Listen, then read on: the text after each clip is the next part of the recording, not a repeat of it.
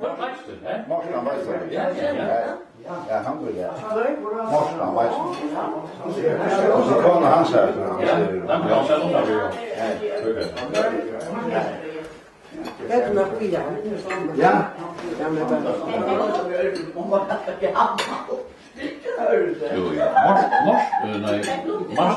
Marsten, han så låter alltså han flänner med dem på sig. Det blir så. Alltså jag minns att han förskiltar sig här som han säger. Ja. Och att tackte. Och att visste att han säger första. Det är massor skiltar. Han står och stannar på. Minns du det? Nej. För sitter jag? Är det? Jag har Marsten för skiltarna. Han säger också. Han vill inte se mammografi. Ja. Det är så mycket att se henne. Det som är fortalt. Jag ser fortalt, jag minns att en av mina tar, det är hans största kurs. Jag minns inte att prata världen, det var ett eller annat vi lät läraren komma in så man sett lagt några stolen eller vad det var, det vet jag inte. Men du fick skiltna. Ja. Och det var också det att göra, men det var han som är körsta. Han så sett det. Och han bär Och du säger också. Inte säger näka. Och du visste att du skulle till skammekrog. Och du skulle till skammekrog. Stackar. Men jag tänkte på, han var en jäkla fitter. Han säger också. Det är så själv.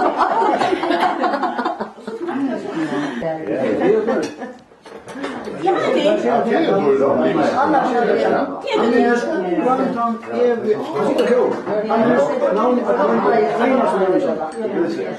Det är en god lärare.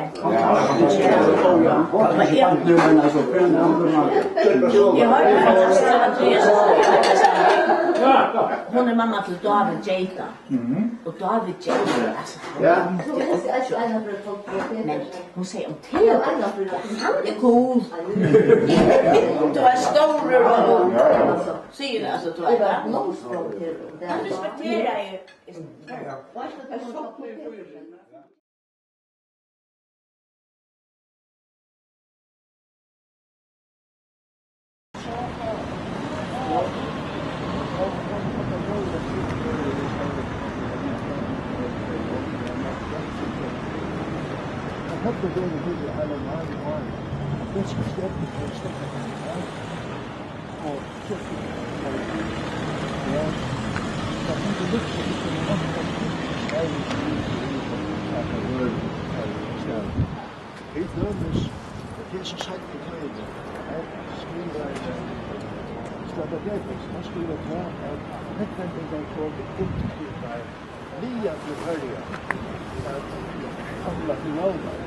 Det var självare och mamma det uppbyggligare i färgen än affären på den skatten som här.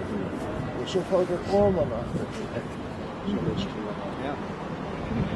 ja, och nu är det så socialaren, och vi då att uttala det danska uttalet att det är så stort att det är socialuri.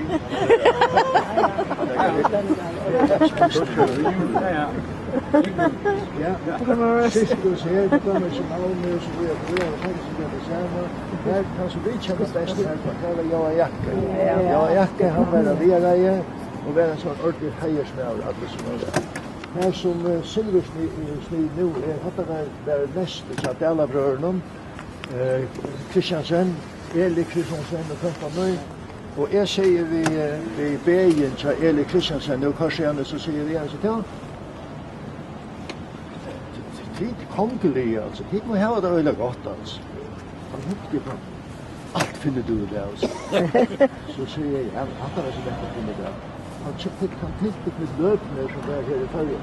Han var son till danska kongen och blev beint upp hända vägen.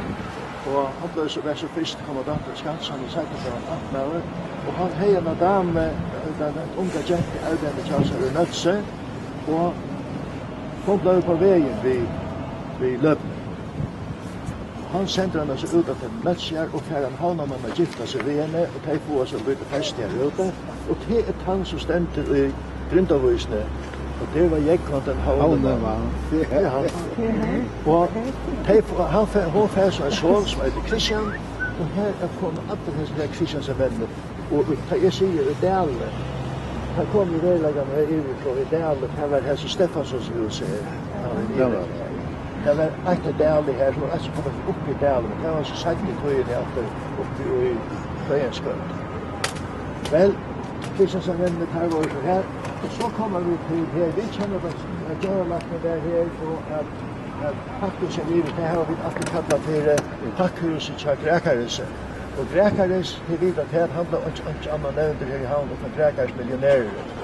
Och det konstaterar att han arbetade till rättland upprättade ett konsulat här och byggde en väldigt stora byggning. Det tar till öliga stora till en KFK. Och här hette så konsulatet till. Och här blev konsuln till han till färger. Han skulle bruka folk att arbeta till sig. Det var en stovgenta och en köksgenta. Och så Gräkares som har varit en slags bottlare, man kan kalla det annat världen där. Och ta i så lörturen Jeffs här i början, ta finket hej öll troj en pengagav. Och nu Gräkares tatt vi i tjockon, jag var ofta inne som den med honom, och att jag flytta för det. Och jag spurte så Gräkares Gräkares finket in en hela miljon. Nej, gav jag det fick jag inte. Men jag fick han hålla. Först och främst. Ja, det är en enorm massa.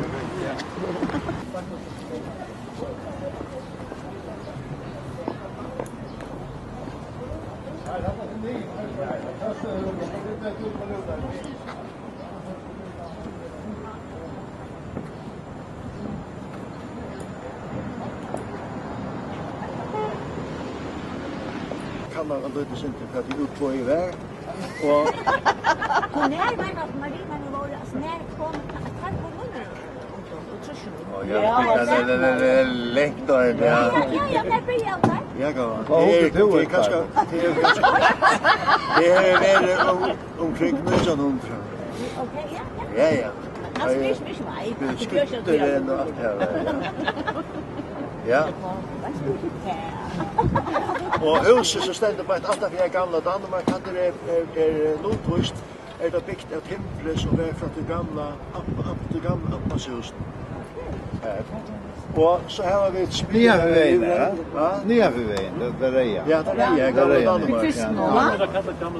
Det var en dansk dama som hejde, hon kallade det för Danmark, det blev bara vägen, hon var från Danmark, det var bara vägen till gamla Danmark. Och så här har vi smyerna här var flera smyer här i det. Det stuttigaste i Adam, här var säkert något Søymen Askan, han kom ur, farfäderna sonen av Fabiasera, kom ur Skottland och förresten Søymen Askan som han ene Søymen Askan som akkurat Jankan var med och gick till skolan som var med, bor i New Zealand, han akkurat heimelöd. Så vi har haft det stuttet Bayer. Det är faktiskt 12 Han har varit 12. Ja. Han han sövan håller väl att du har fortalt det och så har jag stått till allt. Jag skilte vid dronningen och så kommer vi till havnen och så kommer Søymen och lossar kajen. Så säger vi Søymen så det kan inte lossa kommer vi manglar mest vi hur så kommer vi. Jo, det är han är inte snäpp så vakt. Jag får så vi nu till Halla. Jag vet inte han lever i det till Hörnan. Han blev bara kallad för Halle. Han var en av kineserna. Han klämmer sig familjen. Och jag söjmestapp vi. Pappa körde upp i nian. Och då den söjmekörde jag lutsen för kläver och det en skolataske. Så kom han vid. Och i Danmark, här fällde han en chans vid bank. Men det bank som silte vid Århus och København. Han hoppade jag och lade sin för kläver från mig. Och så får han cykla här. Och i København, en för att han är i København, möter han Gunnar Ilen som är vid ut att cykla vid Probatet som cykla Bergesen har blivit där, men tack vi kör ut. Lugga mycket, han såg på vad vi är reisen så var han. Och han kom alltid längt att han var färna loss i kajene. Ta föran en lärare tja ofta regnar, så en arbetare med spärne. Och ville så han flyttade så alltid han är alltid också så bo i Zeeland och flyttade sig. Søymen Askan här gamla till minnastan löker ödekne gosse så kallt svart allt då och den han var så særlig humoristisk, og kunne finne på å gjøre med et og annet. Två kända elektriker i havnen, Brynjer och även Dan, Brynjer Gregorsen och även Dan, han lade en kabel ner uppe i elektricitetverket. Och här hade finns en ny lärling här. Kan man nog första dag att det är alldeles här. Nu ända kabeln och här stannar så här och hålla kabeln ända där så man och se. Och man klarar kabeln. Inte kabeln. Det är inte smart. Här kände jag att alla det var på sönen Askan. Att köpa kabeln. Och han kommer så om man här. Så är det spyrsen själva hur kursen det går. Ja, det var ju Iron och Brynn i Florida. Jag var spelat ett annan alltid själva sig. Han får evigt André Andresen. Köpte en av de blåa dosen och visste danan och en tjocknäs och alldeles hörde det och jag efter öjlad. Och så får de om man i sättkanka tjassar och rörde det väl samman. Och så säger han, jag går. Det är bara nya naturligt. Han får sig nya där. Han lät upp. Jag var där som märkebär.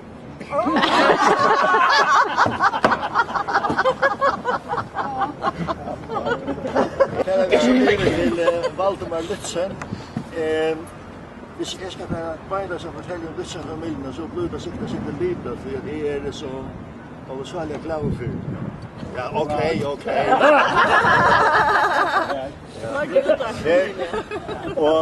Og den første Lutzen-eren, Andreas, han var lærerutbyggven og sagt jeg starv, fikk jeg starv her i Førje. Han kom seg til Førje og var en funker for alt mulig liv her i havnene. Til dømes var han en fantastisk forsangere i kyrkene og bodde hvis han reiste vel å spille. Det er ikke fremme. Og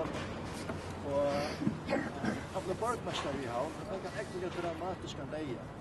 Kongavidsen var, og han var taler til gammel. Han skulle så holde med tale til Tonje. Vena stendur helt kærle, for han ikke blir veikere og valde. Men konger ikke at han ser at det er med over til å spettla.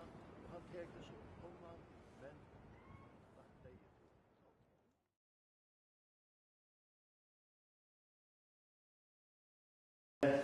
Sentne, her stendur eisen i jeg ser Gårdsen som var til Torsan Løy og Vøksten som syska. Hun var så rundt på fæderen.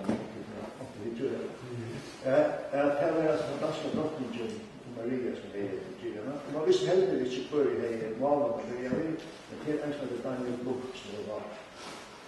Og alt er jo tatt jeg standa legg silver til videre i her kyrkjena i Førje her og jeg finner legg silver til dømes fra folk som er i nei og sjålen, her og lov og sjålen. Men tog veldig var det sånn at jeg tar ut til Visman ordentlig inntog Førje så var det møte til at jeg går med silver i bort til det kvar. Kyrkjene stod annars alltid åpner hver natt og der. Så la jeg si at hvis alt var jo efter her, hvis det var bygder eller et annet, så vi sier at det var vant, det var nødt at det kom seg vann som kjøtast, så skulle det alltid slippe under tak. Det stod kyrkjene. Det var jo ikke kommet heldigvis gjøre det. Jeg kan gjerne si at her at det verkligste silveret som jeg vil se her i Førje, men dette var min John, det er å ha vera. Kyrkjen vera. Det er fantastisk at flott. Det kommer vi ofte til vera, smått til vera, spyr om å støtte suttjene.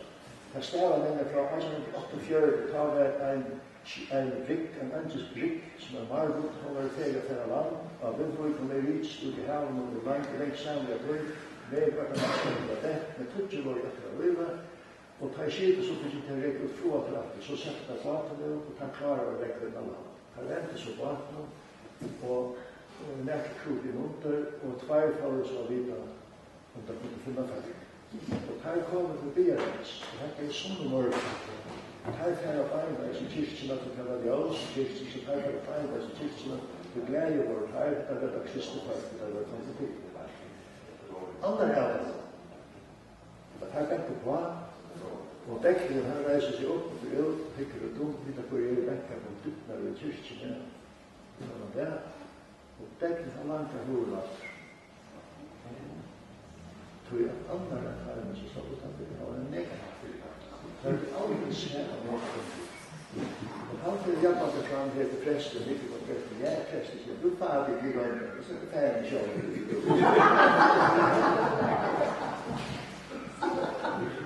Jag var här vid en sån saliga stuckig man som är Samson. Och här kommer Mekva från den mystiska söger som han säger hekta för tävlingsfyr. Ja. Det skulle bara mangla.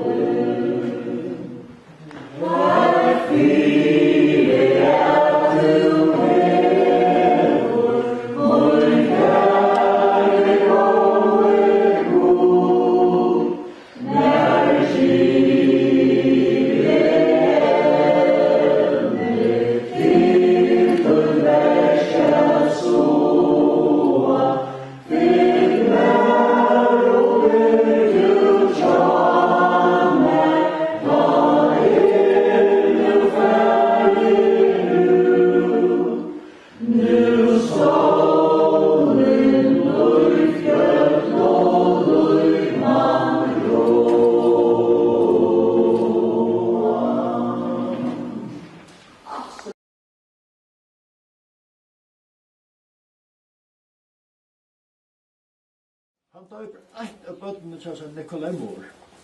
Og han fyrir så ned til Høyvegar, og han eisende, han leser nirre om sånne tog som Svab og Gjer.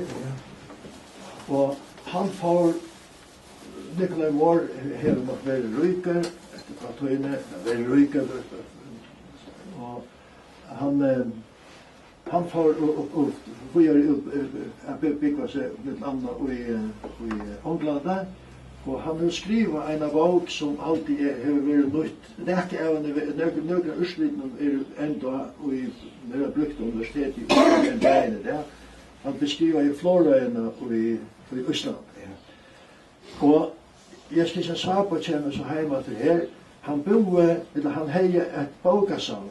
Her er det som Fyte Kristian Boe, Vi brekker ned til måte her, så dimmerletning var for det huset som stender til venstre her nede etter, det første hus i Norrlanden som byggt som Bogasam.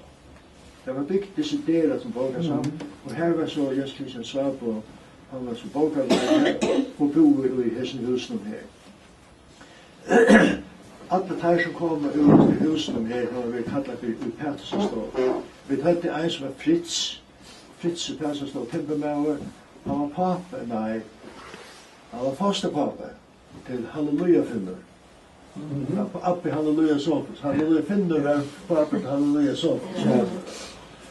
Og Julia og han, de hadde boet her oppe i Granaland her som jeg var fra. Og så var en her ute som var venner i Pettersstå. Men ein Augustus ein maur som tok ötsommen det skulle ha vært her i havn, til kjente, det var ein politist som het Overgram. Overgram født i hessen husen her. Og åtte badja som var 8 gram som du og jeg og så var det nok ein eller 2 syster reisende. Og mamma der, hon var gift ved en dansk marineofficer, men hon ville ikke vekk i Førje. Så hon bor her, og de så født her, men mauren han hei sitt starv innenfor herflåten til danskerne, og han ferer så atter og fram, men hon ville altså ikke fære av land. Og i det det så leis at de tar han av bøyre som eier huset, og kveldsskolen slipper å bruke det, og så det sånn klaverer her, og helt jeg være også andre instrumenter reisende, jeg tror at Goran Selja hever musikkundervisning her. Jeg har også eisende haft en sindra undervisning for fremmede folk som kommet, noen fabærer som skulle ha litt sindra sånn intensiv, og vi så sitter her, og tog har jeg så liklet til det. Jeg spurte så jeg var søren om kan jeg snakke på å touche inn opp til tog endelig fabærer, men ikke til å si det kan bra. Det sannelig ikke for alt, det for tikk og det utvalg. Så det sånn her. Når var det du sier husen var fra? 15-16. Det koster så. Nikolai Moore, han skriver om platten i Russland. Og her nok sånne største ting som han skriver. En av de om sønnen skrivsverdet som gjør sånn utlavan, at Østlanden damer slett ikke meiten genga her, enda her vekser, så det er ikke ætsmak i rødsen. Nå skriver han som ni under, at han er drusje mjölk, her skriver det hever, og han ångan smak, han kan ætsmak. Det er sånn en personlig, altså ni som er Nota bene. Ja. Så skriver han eisen om rådbær. Og han mener simpelthen at det er til timian, men timian vekser altså i Russland, så det må være rådbær. Og jeg vet ikke, så når han var så vel til det var veldig så simpelthen.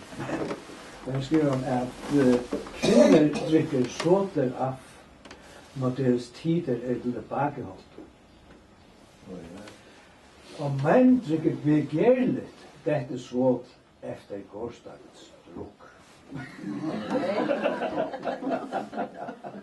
Altså, hvordan negativt og videre høyre bropper er for negativt? Nei.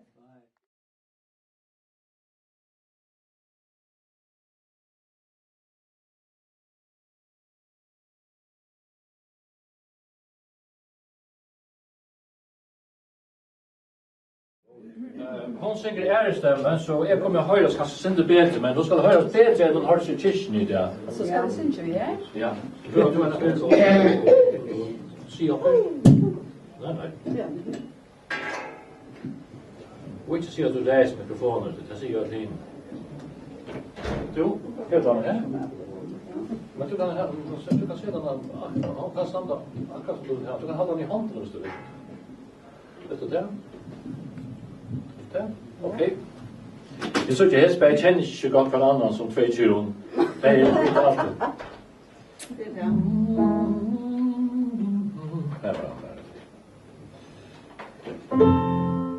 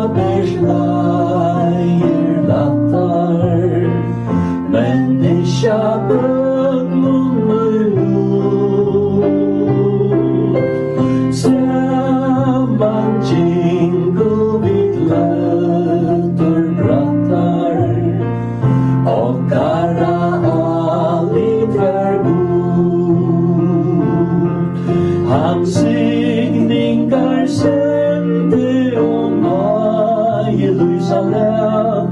Han gaver gav og leies utta træt. Trygven hjärsta gav fri, så hjärsta vonløses gråt aldri græt. Badna leikoren hevur jóa, glymjande ljómur var tæt. Trygg for tågen tu skapte gåva, fri sælat samfallsens lær. Bæk nu færre at hådags av skai, vi støya inna lei, vi kjenna ei. Herren gaven vid atla heve, fylgjast av hansara lei. Hamorraks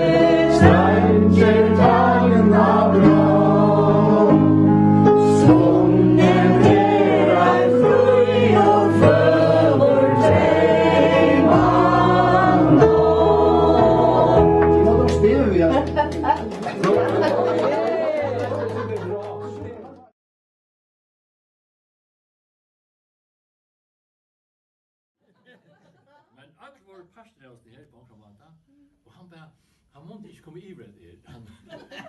Så han som kommer forbi, at han videre ferdig inn, bare mest en øyla kraftig aroma. Det var mycket bidra till smattene, att man inte tål att se fra så här. Men lite bidra till det här. Annars vill jag tacka nämnderna för väl arbete. Med som alltid stoppen fra av er nämnden. Nämnder har inte varit några för mig. Jag kom ena för en nämnd. Ja. En av nämnd, vi skulle sätta skilter upp i landet samman med flera folk. Och här var Petersson i Tyskjebø, en pastor alltid, och andra, och det kom inte näga på sig. Och vi slett således. Men så blev vi bøyen vi til nämnderna här, tre klövret. Men jag har MC-restaurang vi, och jag färd så här och säger lyckas som ägnar mig till det här. Men det blev så hyggligt, vi bara grin i att ödlan och minnes du hatt och minnes du hitt. Så satt vi så uppe i Norrlandhusen, och det blev bara hyggligare. Så jag tänkte, ja, men det går ser öjla positivt. Men så är det att jag ska synge här och där och begynna planlägga vad jag ska fortälja av hästen och hinnom. Så allt det här passar inte jobb. Jag vill uppgåva för ut och be om tillbå från Per och Paulus lam om att och tar vi nästgårds deadline så det är jag är helt andra ting i hatten än akkurat spekulera på det här. Nå, men så ger vi besked, beklager, som och så skriver jag som nämnde till vet så är alltså inte akkurat nämnda med vad så gör och nu må jag beklaga det bättre ut. Och så möter jag Katt och kan älska Katt. Som inte som man säger inte ger hörna mig. Jag tycker inte att hon sparkar en så det är så säger och kan också det kan man. Ja, det är jag. Så jag möter henne i Ebenezer som ellers som en i kyrkjen begränsad kan man säga i kyrkjen, ja. Det är man ja. Nå var det smäst, ja. Så säger jag kan det så nog finns jag vita det är spärkliga backar ut just det. Ja, det finns jag vita. Ja. Jag hade det så jävla mästligt. Det var så det slett inte. Du backar ut och så. Ondalet. Och är ordentligt att så säger inte ni då så där alltså jag hoppas att sätta mig nio då. Gå mamma. Det går med lugga. Så att vi ser perfekt ut, ja. Ja. Nej. Kan jag ja. Jag ser kan se henne. Ja, det är sant. Men det är alltså. Nej, det är sant. Ondalet. Farväl. Det är då du får låta spela klaver ikväll. Det är det gott. Och har vi lovat att vi skulle komma med klaver och allt möjligt. Men jag vill säga Katte hon är inte en över. Du i morgon, du vet var här för i första dösen och vi fick just hetta rummet. Det skulle kvita dukar och vi sa det var fullt. Så kom jag här klockan 9 morgon eller halv 9. Ja, jag har det. Ja, jag attlar att det skulle fiska med rosa vika shorts så tänkte nu vi ska finna också här inne. Så det här inne, det har inte täcka sälja pengar. Nå, och här inne var också andra täcka. Så får det Katte sin. Ja, men tabbist till. Och smsar bara och nu sitter vi där. Ja. Tack för det. Tack för det. Fantastiskt. Ja. Ja. Altså, du nævner det. Men